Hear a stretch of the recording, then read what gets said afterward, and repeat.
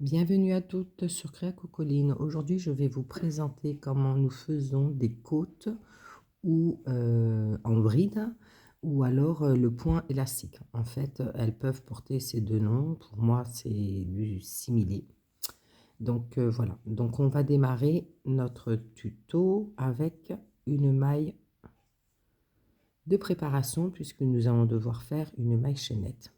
Donc j'ai été peut-être un peu vite. Je tourne autour de mon doigt. Je fais sortir mon nœud, mon anneau, je passe mon fil pelote derrière mon anneau et avec mon crochet, je viens emprisonner mon crochet dans le fil. Je prends mes deux brins, celui de pelote et celui de démarrage, je tire et voilà. Et j'ai mon ma première maille, pardon. Donc avec ceci, je vais faire donc une maille chaînette.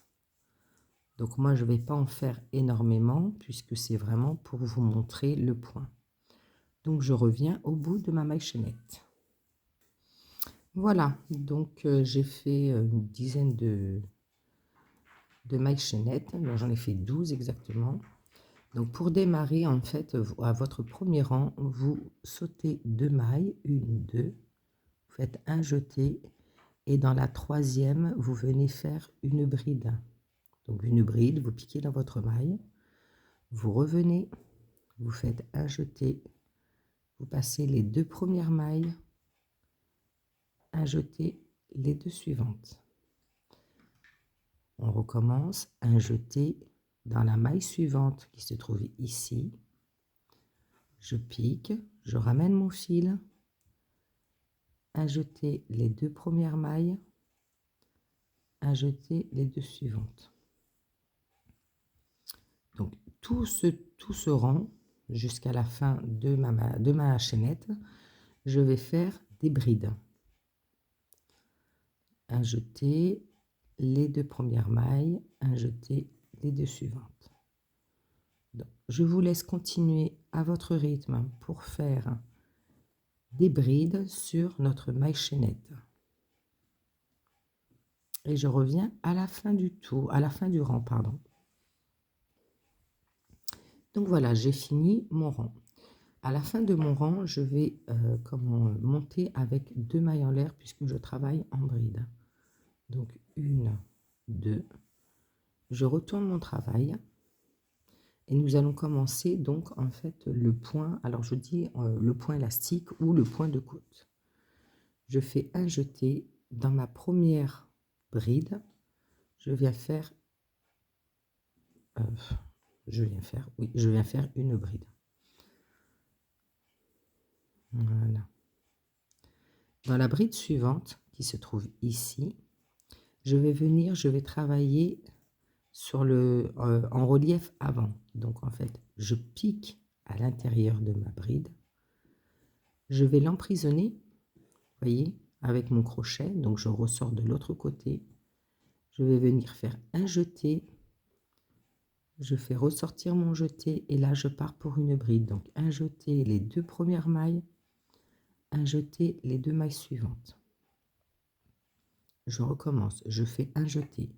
Sur ma bride suivante, je ne vais pas la travailler en avant, mais en arrière. Donc, je vais piquer comme ceci. J'espère que vous allez bien voir à l'intérieur. Et je vais coincer ma bride comme ceci. Voyez?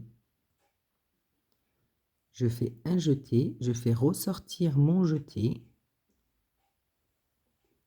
Et là, je fais ma bride. Donc, un jeté les deux premières mailles, un jeté les deux mailles suivantes. Et je vais contrarier mon point. Donc cette bride-là, je l'ai prise à l'envers. Pour la bride suivante, je vais la prendre à l'endroit. Donc je rentre dans cet espace. Je ressors derrière ma bride. Voilà. Je fais un jeté et je repars pour une bride normale. Oups, mon fil s'en va. Voilà. Donc je fais ma bride normale. Un jeté les deux premières, un jeté les deux suivantes. Je prépare mon jeté puisque je vais faire pardon, la bride en arrière, celle-ci est en avant, je fais en arrière, donc je viens piquer, vous voyez, avec mon travail. Je viens piquer comme ceci. Je passe ma bride en arrière et avec mon fil, je viens passer mon fil derrière ma bride en fait. Et là, je repars pour une nouvelle bride. Donc 2, 2. Je fais un jeté et je repars pour celle-ci en avant.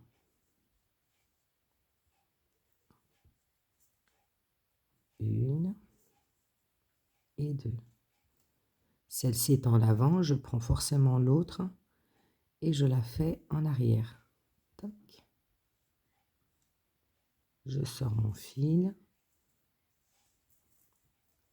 Les 2 premières et les 2 suivantes. Hop. Désolée, je tire un peu ma pelote. Voilà. Donc celle-ci, je l'ai fait en arrière. Donc la suivante, je vais la faire en avant. Donc je fais mon jeté, je viens emprisonner ma bride et je fais ma bride normalement, mais prise en avant. Pour celle-ci, je viens et je la fais en arrière.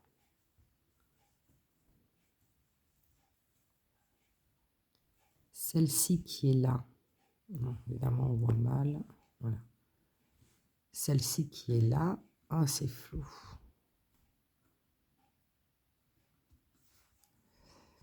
Je la prends en avant.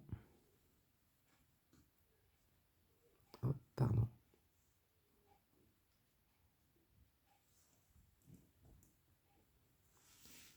Alors, les premiers rangs sont pas forcément évidents pour la fin. Et la dernière qui est là, vous voyez, je la crochette normalement. Donc je vais dedans et je la crochette normalement. Voilà. Je monte avec 2 mailles en l'air. Je tourne mon travail. Pour celle-ci, elle est faite. D'accord? Donc, la première, c'est mes 2 mailles en l'air. Donc là, vous voyez, elles sont en relief. Donc celle qui est en arrière, je la fais en arrière. Donc je pique, je reviens, je fais mon jeté et je fais ma maille, enfin ma bride, pardon, normalement. Je prépare mon jeté, celle-ci est en avant. Donc je viens la prendre par l'avant, je la coince, je fais mon jeté et je fais ma bride normale en avant. Voilà. Celle-ci est derrière. Vous voyez, elle est en reflet, mais elle est en relief, mais derrière. Donc celle-ci, étant donné qu'elle est en arrière, je la prends et je la fais en arrière. Et ça, vous allez devoir le répéter sur tout votre rang. Donc, je vais faire quelques rangs et je vais vous montrer le résultat final que vous devez obtenir en faisant une bride par l'avant et une bride par l'arrière. Voilà, je reviens quand j'ai fait quelques rangs. Donc voilà, donc vous voyez, j'ai continué sur quelques rangs, hein, j'en ai pas fait énorme. Pour compter les rangs, en fait, voilà, vous devez écarter votre travail et vous comptez comme ceci. Alors, je ne sais pas si vous allez bien voir. 1, 2, 3, 4, 5 et 6. Voilà. Donc là, je ne l'ai pas fini parce que, voilà, quand vous finissez votre rang, surtout n'oubliez pas la dernière qui est là, qui est cachée.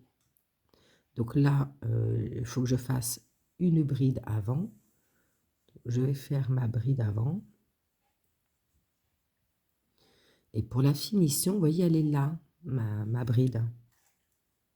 Donc, je viens piquer vraiment. Je vais essayer d'écarter au maximum pour que vous puissiez voir. Ma bride est là, voilà. Je viens piquer ici et je fais ma bride normalement. Voilà.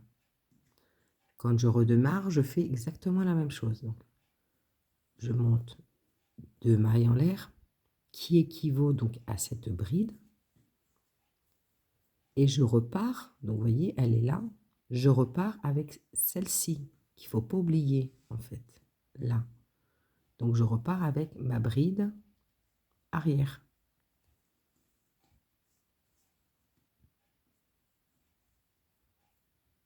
Et en fait, vous faites vos brides comme elles se présentent, voilà. Elle est en avant, vous la faites en avant, elle est en arrière, elle est légèrement reculée, vous la faites en arrière. L'avantage de ce point, c'est que il fait une très jolie finition. Alors vous pouvez le faire pour différentes choses, hein. Ça peut être une écharpe, un snood, la finition de vos pulls, la finition pour les manches, voilà.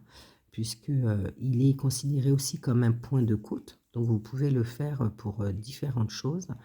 Et il est souvent nommé en tant que point élastique parce qu'il est très très élastique.